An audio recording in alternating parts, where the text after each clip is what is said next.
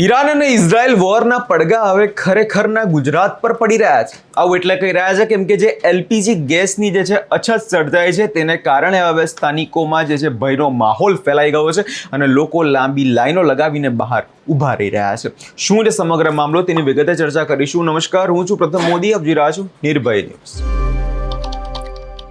સમગ્ર દુનિયામાં અત્યારે ઈરાન અને ઇઝરાયલ જે વોર છે તેના પડઘા પડી રહ્યા છે અને તેની અસર હવે સીધી ગુજરાત ઉપર પડી રહી છે। જે ગુજરાતમાં જે કમર્શિયલ એલપીજી ગેસ હોય છે, જે રસોઈમાં ઉપયોગ થતો હોય છે, તે ગેસની અત્યારે ભારે અછત જે છે સર્જાઈ ગઈ છે અને તેને કારણે સ્થાનિકોમાં હવે ફડફડાટનો માહોલ જે છે ફેલાઈ ગયો છે।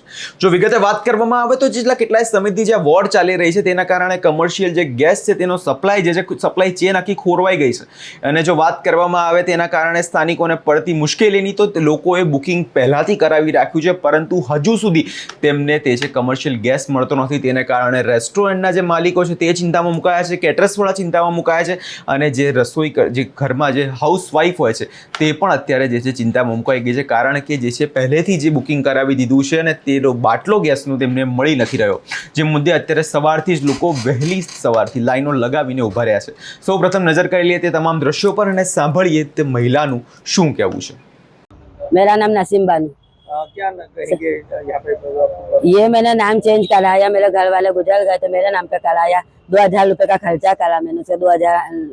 तो फिर बोले बाटला नोंधा गया, 8 दिन हुआ जी बाटला आया नहीं। घर पे से भी फोन करते तो यहाँ पे उचकते नहीं हैंगे, तो बाटला नोंधाता नहीं हमारा, तो उसकी प्रॉब्लम है हमारे को। इस तरह की परेशानी हो रही है। हाँ, तो बाटला नहीं है तो हमारे को खाना बनाने में हर एक रमजान महीना चलता है तो सभी चीज की एक ही बाटला है मेरा चोपड़ी के ऊपर, तो इसके लिए तो मेरे को परेशानी होती है। तो फोन उठाते नहीं, हमें बाटला नोंधाता नहीं हमारा। पहले रेगुलर आता था बाटला? हाँ, पहले बराबर आता था, अभी 8-1 दिन से तकलीफ है बस। अभी मिले तो क्या बोले?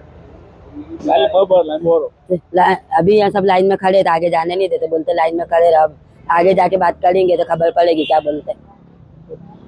હવે જે ગેસ એજન્સીઓ છે ત્યાં મોટી સંખ્યામાં લોકો અત્યારે લાઈને લાગતા જોવા મળ્યા છે। સુરતના આ જે કહી શકાય કે બ્રિજ રોડ અને કતારગામ સહિતનો જે કોઝવેની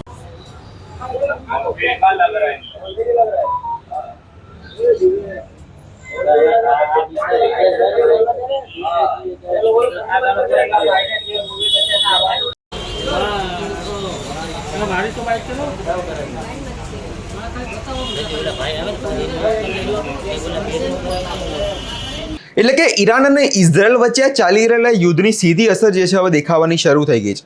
વાસ્તવિકમાં ગુજરાતના અનેક શહેરોમાં જે કમર્શિયલ સિલિન્ડરનો પુરવઠો જે છે ખોરવાઈ ગયો છે, જેની સીધી અસર એટલે રેસ્ટોરન્ટ, કેટરર્સ, તમામ ફરસાણના જે કારખાનાઓમાં છે તેમાં પડી રહી છે।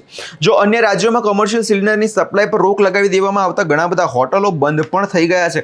જો હવે અમદાવાદમાં પણ આવી સ્થિતિ 1-2 દિવસમાં સર્જાશે તો નવાઈની વાત નથી, કેમ કે હોટલ સંચાલકોના જણાવ્યા અનુસાર કોઈ પણ અંદાજ ન હતો કે સપ્લાય બંધ થઈ જશે, એટલે કે કોઈએ પહેલેથી આનું પૂર્વ અનુમાન લગાવ્યું નહોતું।